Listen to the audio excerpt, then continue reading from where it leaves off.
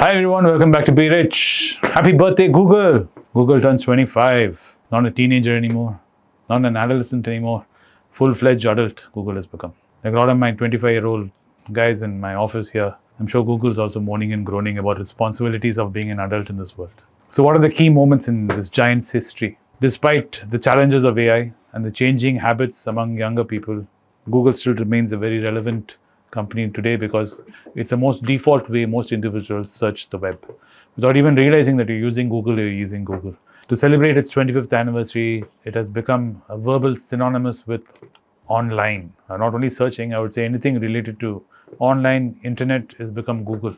People don't even recognize internet as internet anymore. It's regarded as Google. The company has faced and overcome various rivals over the years, and at times it didn't look like it would be here today being what it is. Here are the 25 key moments in Google's takeaway history I'm going to give you to celebrate the 25 years of Google. Launch day, 1998. Larry Page and Sergey Brin started Google in California in a small garage. 2. The money train in 2000. Google launched AdWords. That's when it became starting green shoots, as they say in India, started coming because of the pivotal step it took us becoming a global powerhouse because of AdWords, and only came in the year 2000, a couple of years after it was launched. And beyond AdWords, in 2001, Google added image search. A lot of people don't know the world without image search.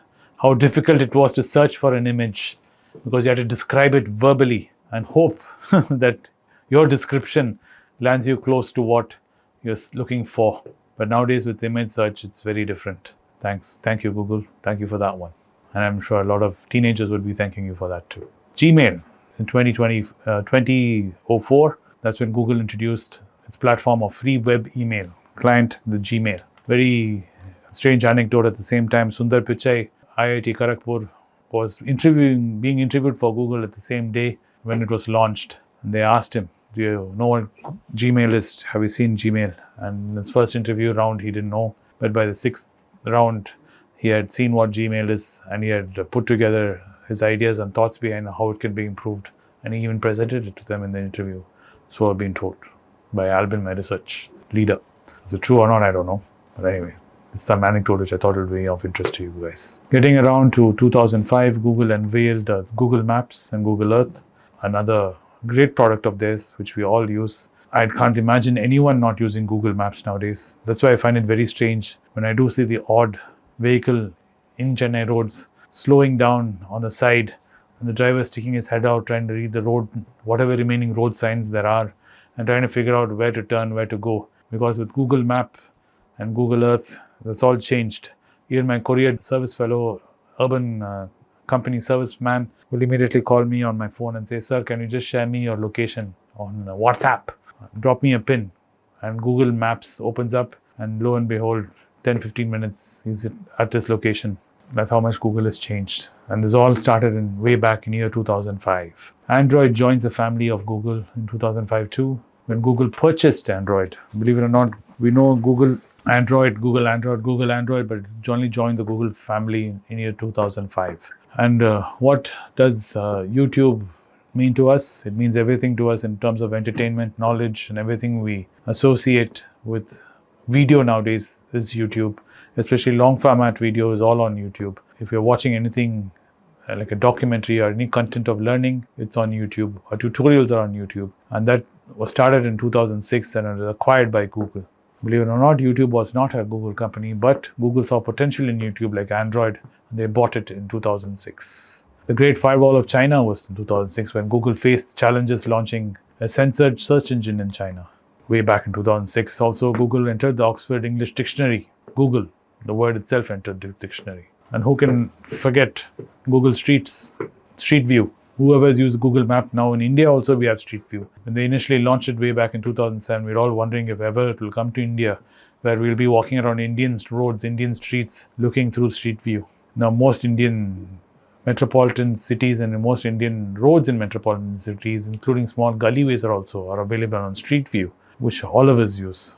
Number 11, Google Chrome is where the heart of the internet for majority of us is, because that's what we use. The preferred browser seems to be Chrome for a lot of us. Even when we are doing a lot of banking work in Indian banks, they say, do you have Chrome browser, sir? Please use Chrome browser. Please share your video through Chrome browser. Give Chrome browser permission for your mic and video when we do customer verification through Chrome. That's how Chrome is coming to dominate the market, and it all started way back in 2008. Google's first smartphone endeavor was in 2010 when they introduced the Nexus line of phones. It's way back in those days. It feels like a lifetime ago thinking about Google phones and Nexus phones, that is. Now, of course, we are in a different ecosystem altogether, considering how Android is prevalent in all Android devices. And Google is thanks to Google and their innovations from way back then. And of course, now we have Google Pixel phones. Chrome is not alone. In 2011, Google also developed the Chrome OS, which is the operating system based on Chrome. A lot of cheap and lower end laptops use Chrome OS. Joined Google in 2011 and is widely used in lower end laptops, and is a preferred operating system in lower end laptops because it very easily integrates with the internet and integrates with Google, and it's very easy to use. They launched their Play Store, Google Play Store, in 2012, and all of the apps which we use, Android related apps and Chrome related apps, all come through the Google Play Store ecosystem. Is it better than Apple ecosystem? Some people would argue yes, because Google seems to be far more open and fair and leveled playing field compared to Apple, especially when it comes to payments and payment gateways through their app store. So something to cheer about. Remember Google Glass in 2012? Now, of course, Apple's got its own version of Glass, if you can call it that, those goggles, priced ridiculously expensive. I don't know if it's going to catch on. They're trying to be pushing that. Even in the latest iPhone, they're pushing that spatial videos, they're saying. I don't know how popular it's going to be, but Google did way back in 2012. It didn't go very far, Google Glass, but they did try. They always have these moonshot bets, which Google is famous for, and Google Glass was one of them.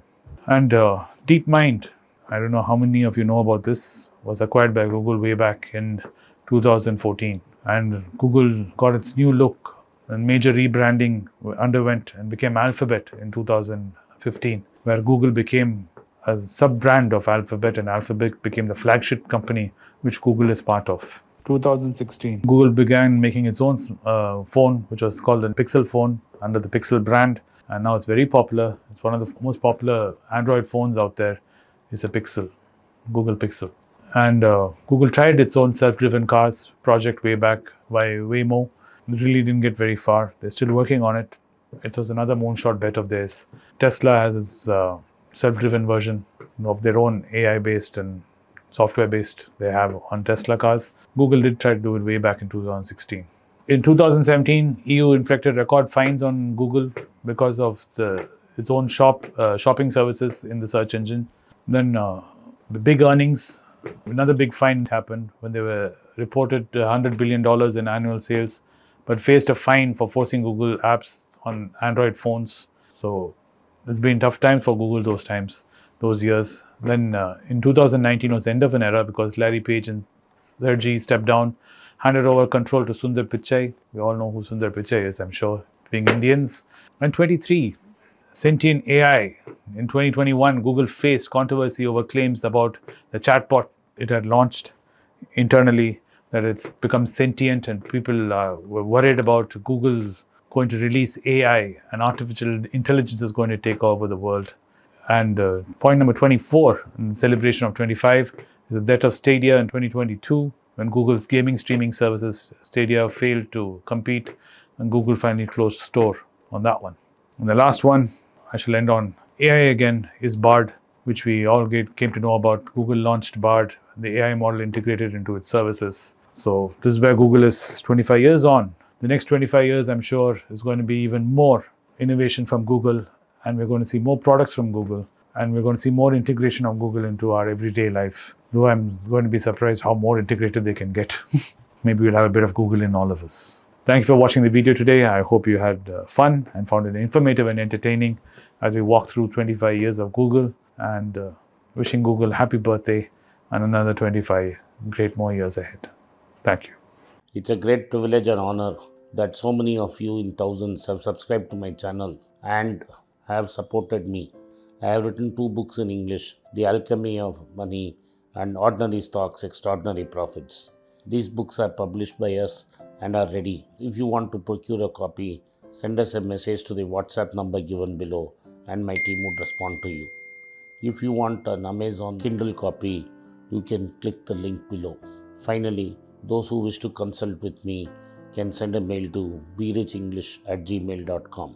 Once again, I thank you for your support. If you like this video, press the subscribe button of my channel, hit the like button and turn on the bell notification.